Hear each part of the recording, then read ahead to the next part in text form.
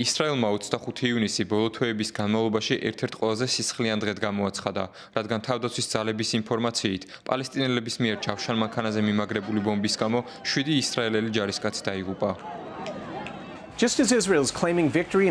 მაშინ, როცა ისრაელმა ირანის წინააღმდეგ ომში გამარჯვება გამოაცხადა, ქვეყანას შეახსენეს, რომ ომი ღაზის სექტორში კვლავ გრძელდება. ისრაელებმა გაიგეს, რომ აფეთქების შედეგად 7 ჯარისკაცი დაიღუპა და ეს არმიისთვის ბოლო თვეების განმავლობაში ყველაზე სისხლიანი შემთხვევა იყო. პარალელურად ღაზის სექტორის ჯანდაცვის წარმომადგენლებმა განაცხადეს, რომ ბოლო დღეებში ისრაელის იერიშებს 79 პალესტინელი ემსხვერპლა. მათივე მტკიცებით, ისრაელელი სამხედროები ცეცხლს უხსნიან ყველას, ვინც სასწორკვეთილის საკვების მოსაპოვებლად მიდის, რის გამოც ბოლო კვირებში ასობით ადამიანი დაიღუპა.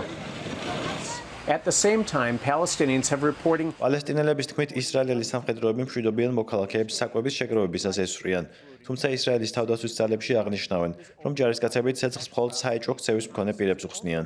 მიუხედავად ამისა, დაღუპულთა რიცხვი ყოველდღიურად იზრდება. ისრაელი ღაზის სექტორში სპეციალურ სამხედრო ოპერაციას 2023 წლის 7 ოქტომბრის თავდასხმის შემდეგ აწარმოებს. მიუხედავად ვაშინგტონის ჩარევის შედეგად მიღწეული ცეცხლის შეწყვეტის არაერთი შეთანხმებისა, კონფლიქტი კვლავ გრძელდება და ბენიამინ ნეთანიაჰუს თქმით, ისინი ჰამასის პრობლემის საბოლოოდ გადაჭრას გეგმავენ.